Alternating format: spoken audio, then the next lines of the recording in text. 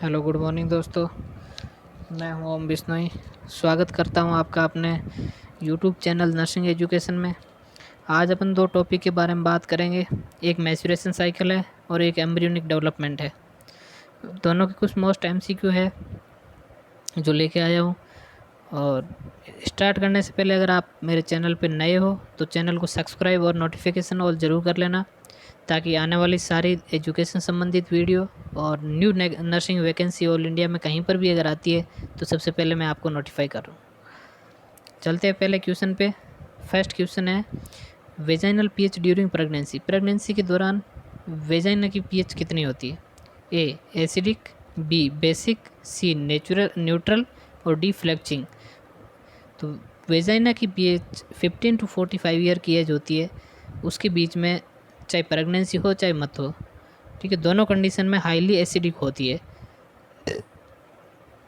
Highly acidic होती है 15 से 45 वर्ष में। तो आपने पूछा वेजाइनल ड्यूरिंग प्रेगनेंसी में, तो प्रेगनेंसी में इसका यहाँ ऑप्शन ए राइट होगा, acidic. Vaginal pH during pregnancy में एसिडिक, हाईली एसिडिक होती है। चलते हैं नेक्स्ट क्वेश्चन पे। वेजाइनिक पीएच कितनी होती है? हाईली एसिडिक तो होती है, पर कितनी होती है? एसिडिक वो होगी जो 7.37 से कम होगी तो एसिडिक होगी, और 7 से ज़्यादा होगी तो एल्कलोसिस होगी। तो वेजाइनिक पीएच हाईली एसिडिक है, मतलब अप्रोक्सीमेट 3 to 5 के बीच में होती है। तो यहाँ पे ऑप्शन है वेजाइनिक पीएच 3.8 4.5, बी 4.5 से 6.0, सी 5.0 से 6.5 और डी 6.5 से 7.5। तो इसका करेक्ट ऑप्शन होगा ए, 3.8 से 4.5 होगा, highly acidic. Next, most common hernia in females. Female में सबसे मोस्ट प्रकार का कौन सा कॉमन हार्निया है जो फीमेल में होता है? A femoral hernia, inguinal hernia, spigelian hernia और ओब्रेट्यूर हर्निया। तो इसका ऑप्शन फीमेल में सबसे ज़्यादा होने वाला इनगुइनल हर्निया है। ऑप्शन बी इसका करेक्ट होगा। Next, the blood vessels in the umbilical cord consist of. जब न्यूबॉर्न बेबी पैदा होता है तो उसकी जो अम्बिलिकल कोड होती है नाभि के ऊपर की, उसमें कितनी ब्लड वेजल्स होती है और क्या क्या होती है?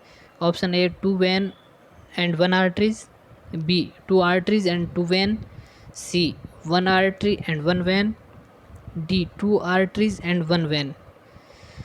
तो ब्लड वेजल्स की अम्बिलिकल कोड में एट बर्थ बात करते हैं तो उसमें 2 आर्टरी होती है और 1 वेन होती है। नॉर्मल फाइंडिंग ये होती है। अगर अब नॉर्मल होती है, जैसे कई बच्चों में 1 आर्टरी होती है 1 वेन होती है, तो उसके इंटरनली डिफेक्ट होने के चांस है।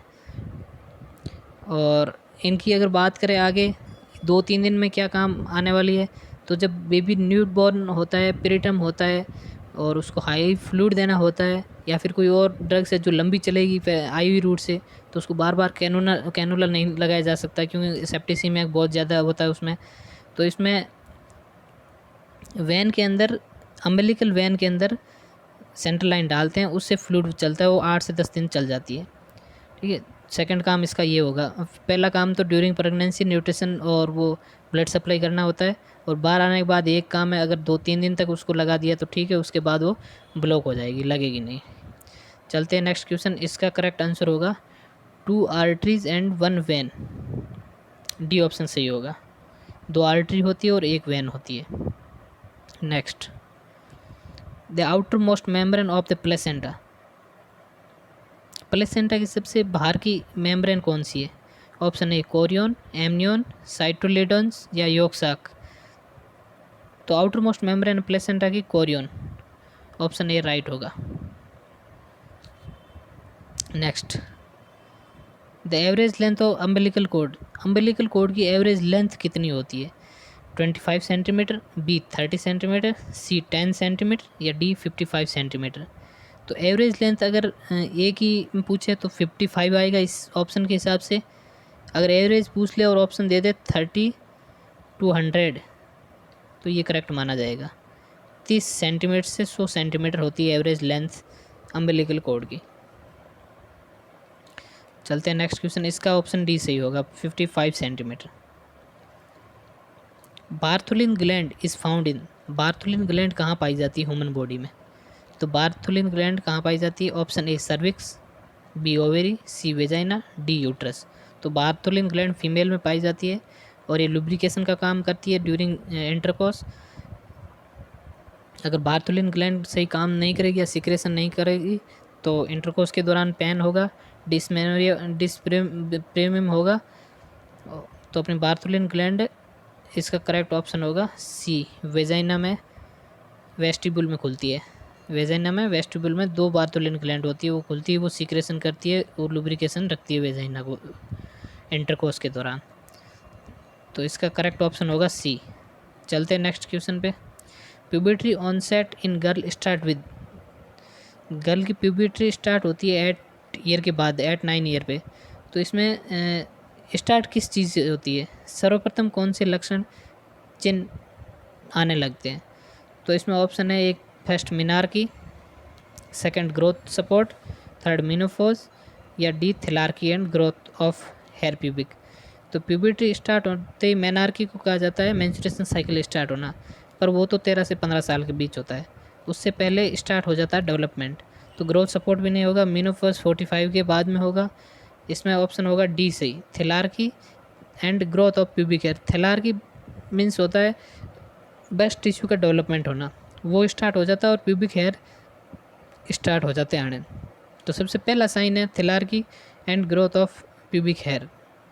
इसके करेक्ट ऑप्शन होगा D, thelarche and pubic hair 8-9 year में स्टार्ट हो जाता है बेस्ट टिश्यू का डेवलपमेंट, और 13 to 15 ईयर्स में मेनार्की स्टार्ट हो जाती है फर्स्ट टाइम मैचुरेशन आता है, उसे मेनार्की ही कहते हैं। Next, pacemaker of the uterine contraction is, जो यूट्राइन होता है उसके कॉन्ट्रैक्शन के लिए पेसमेकर किससे कहा जाता है? जैसे हार्ट में कॉन्ट्रैक्शन लाने के लिए ऐसे नोड होता है, तो वैसे ही pacemaker of uterine contraction. Option A tubal ostia, D SA node, AV node, या प्रोकेंजी फाइबर्स। तो ये तीनों ही एसिनोड, एविनोड और प्रोकेंजी फाइबर, ये तीनों ही हार्ट के ऑर्गन है, पार्ट है, सॉरी। और पेसमेकर यूट्रस का होगा ट्यूबल ओस्टिया, यूट्रस का है ट्यूबल ओस्टिया, एक ऑप्शन सही होगा इसमें। चलते हैं नेक्स्ट पे। Inflammation of the fallopian tube, fallopian tube में इन्फ्लामेशन हो जाने पर कौन सा मेडिकल टर्मिनोलॉजी यूज होगी? एंडोमेट्रिसिस, वेजिनाइटिस, सर्विक्साइटिस और सेल्पिनजाइटिस। फेलोपियन ट्यूब के इन्फेक्शन को सेल्पिनजाइटिस कहते हैं, डी ऑप्शन सही होगा। एंडोमेट्रिसिस, एंडोमेट्रिस ये एंडोमेट्रियम की लेयर का इन्फेक्शन है, ये वेजाइना की लेयर का इन्फेक्शन है वेजिनाइटिस, और सी सर्विक्स का सर्विटाइटिस। ये तीनों अलग अलग, अपने ऑप्शन सही होगा salpingitis. Next, ovulatory function is stimulated by, जो ओव्यूलेशन का फंक्शन है वो किसके द्वारा स्टिमुलेट, कौन सी ग्लैंड के द्वारा स्टिमुलेट होता है, कौन सी ग्लैंड उसको कंट्रोल करती है? तो ऑप्शन ए पैराथायरॉयड, पीनियल, पिट्यूटरी, या एड्रेनल।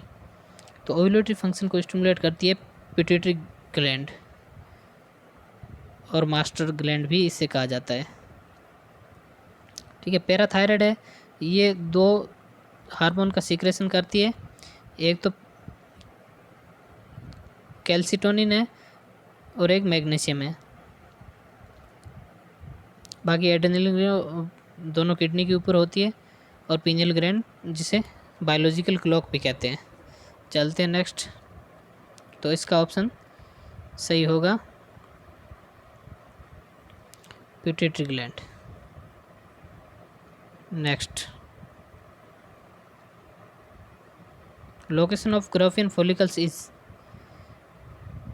ग्राफियन फॉलिकल्स कहाँ पे स्थित होता है, ये इसका प्रोसेस कहाँ होता है? A uterus, B fallopian tube, C ovaries, या डी सर्विक्स। तो ग्राफियन फॉलिकल्स ओवेरीज में होता है, option C correct. After ovulation Graafian follicle becomes, ovulation के बाद ग्राफियन फॉलिकल किस में चेंज हो जाता है? ए कार्पस ल्यूटियम में, बी प्लेसेंटा में, 3 अम्बिलिकल कॉर्ड में, और एमनियन एंड क्रोनियन। तो ग्राफियन फॉलिकल्स है ओव्यूलेशन के बाद कॉर्पस ल्यूटियम बन जाता है इसमें चेंज हो जाता है। ऑप्शन ए करेक्ट होगा। Next, hormone responsible for ovulation is, ovulation के लिए कौन सा हार्मोन रेस्पॉन्सिबल है? ए एफएसएस, बी एलएस, सी एस्ट्रोजन या डी प्रोजेस्टेरोन। तो ओव्यूलेशन के लिए ल्यूटिनाइजिंग हार्मोन रेस्पॉन्सिबल है, इसकी वजह से ओव्यूलेशन होता है। Next, time of ovulation corresponded to, ovulation के टाइम क्या चीज़ में इंक्रीज होता है या फिर कौन सी क्या चीज़ चेंजेस होती है? Oxidation level is high, B blood level of LH is high, C progesterone level is high या D endometrial wall is sloughed off. तो इसका ओव्यूलेशन कोरस्पॉन्ड के टाइम में बी ऑप्शन करेक्ट होगा, blood level of high is luteinizing hormone, blood में increase हो जाएगा luteinizing hormone का level. B option correct. Next, the hormone responsible for the menstruation cycle are, menstruation cycle के लिए कौन सा हार्मोन रेस्पॉन्सिबल है? तो option A gonadotropin, B estrogen and progesterone, C gonadotropin and estrogen, D gonadotropin, estrogen and progesterone. तो maturation cycle के तीनों hormone responsible है, डी इसका करेक्ट होगा, gonadotropin, estrogen and progesterone. Next, the process of maturation of the female egg is term as, female egg का maturation होना, fertilize होना, maturation female egg का बनने के लिए कौन सा टर्म यूज़ करोगे? स्पर्मेटोजेनेसिस या oogenesis, एर्चियोजेनेसिस या ओवोजेनेसिस। तो इसके लिए करेक्ट आंसर होगा oogenesis, बी सही होगा इसका। स्पर्मेटोजेनेसिस होगा मेल में, स्पर्म का बनना स्पर्मेटोजेनेसिस, ओवम का बनना oogenesis, बी करेक्ट आंसर होगा फीमेल के लिए। Next, what is the fertilize life span और वाइबिलिटी फॉर oocyte, फीमेल में ओवम के बनने के बाद उसकी लाइफ स्पान क्या है? Less than 12 hour, 12 to 24 hours, 24 to 48 hours या डी है 48 to 72 आवर्स। तो उस साइड की पूछे तो 12 से 24 घंटे रहेगी, अगर स्पर्म की पूछे तो 48 से 72 घंटे रहेगी। तो इसका करेक्ट ऑप्शन बी होगा, 12 से 24 घंटे। Next, spermatozoa is viable period, ये आ गया, स्पर्मेटोजोआ की रहेगी 48 से 72 घंटे, सी करेक्ट होगा। Next, discharge of ovum from the over is referred of, discharge ovum होता है, ओवरी से डिस्चार्ज होता है, निकलता है, तब उसे क्या कहेंगे उस प्रोसेस को? ए मैचुरेशन, बी ओव्यूलेशन, सी प्रोलाइफरेशन या डी निडाटेशन। तो इस प्रोसेस को कहेंगे ओव्यूलेशन, बी ऑप्शन सही होगा। Next, the fertilization ovum in female take place in the, ovum का फर्टिलाइजेशन फीमेल में कहाँ पर होगा? A vagina, cervix, C oviduct, D uterus. तो फर्टिलाइज होगा फीमेल में ओविडक्ट में, इसे ही फेलोपियन ट्यूब कहते हैं, इसे ही फेलोपियन ट्यूब कहते हैं, बाकी कहीं नहीं होगा, उसके बाद में यूट्रस में जाएगा। फर्टिलाइजेशन ओविडक्ट या फेलोपियन ट्यूब में होगा, option C correct. Next, site of fertilization in female reproductive system, semi question है, फेलोपियन ट्यूब होगा, डी ऑप्शन सही होगा। Next, fertilized ovum is known as embryo up to week of gestation age, कितने सप्ताह तक जो फर्टिलाइज ओवम है वो एम्ब्रियो कहलाएगा? ए 8 वीक, बी 10 वीक, 12 वीक या 16 वीक। तो एम्ब्रियो 8 वीक तक कहलाएगा, 8 सप्ताह तक एम्ब्रियो कहलाएगा, 8 सप्ताह के बाद डिलीवरी तक फीटस कहलाएगा, और 2 सप्ताह इंटरकोर्स या फर्टिलाइज के 2 सप्ताह तक जाइगोट कहलाएगा। 3 स्टेज होती है, जाइगोट, एम्ब्रियो और फीटस। इसका करेक्ट ऑप्शन होगा A 8 week. Next, implantation occur on, implantation fertilization के बाद इम्प्लामेशन यूट्रस में इन्फ्लामेशन कितने दिन बाद होता है? A 3rd day of fertilization, 5th day of fertilization, 6th day of fertilization, 12th day of fertilization. तो फर्टिलाइजेशन के 6 डे बाद में इन्फ्लामेशन हो जाता है, तो करेक्ट सी होगा इसका, 6th day of fertilization. Next, inflammation of zygote is facilitated by,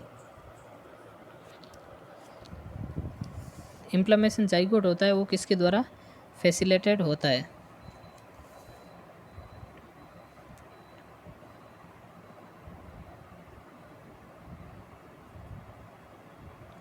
trophoblast, medulla, cortex या ब्लास्टोसाइट? तो इन्फ्लामेशन जाइगोट फैसिलिटेटेड होता है ट्रोफोब्लास्ट के द्वारा, इसका करेक्ट ऑप्शन होगा A. Next, in urine pregnancy test hormone played is, urine के अंदर कौन सा हार्मोन सीक्रेट होगा उसकी वजह से जो प्रेगनेंसी टेस्ट है वो पॉजिटिव आएगा? प्रोजेस्टेरोन, एससीजी, एस्ट्रोजन या ऑक्सीटोसिन? तो एससीजी इसका करेक्ट आंसर होगा सी, एससीजी, ह्यूमन कोरियन गोनाडोट्रोफिन। इसको डिटेक्ट करेगा जो कार्ड आता है बाज़ारों में मिलता है, वो इसको डिटेक्ट करके जो लाइन 1 2 होती है वो बता देता है, तो इसका करेक्ट ऑप्शन होगा C. Next, HCG can be detected in blood after conception is early as day, conception मतलब फर्टिलाइजेशन के बाद कितने दिन के बाद यूरिन में एससीजी पॉजिटिव आएगा? तो इसका करेक्ट ऑप्शन है 2 days, 4 days, 9 days, 15 days। तो करेक्ट ऑप्शन होगा 9 days, सी ऑप्शन सही होगा।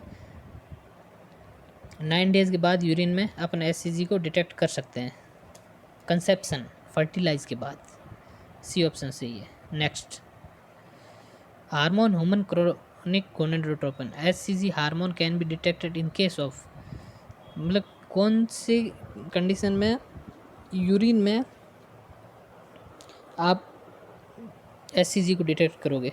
प्रेगनेंसी में तो है ही, हाइड्रेटिफोल मोल और कोरियोकार्सिनोमा, तो इसका ऑप्शन होगा ऑल ऑफ द अबव, तीनों में भी अपन गोनाडोट्रोम एससीजी डिटेक्ट कर सकते हैं। नेक्स्ट,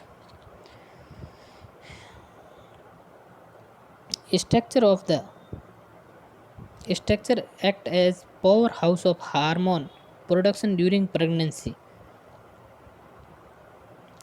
प्रेगनेंसी के दौरान कौन से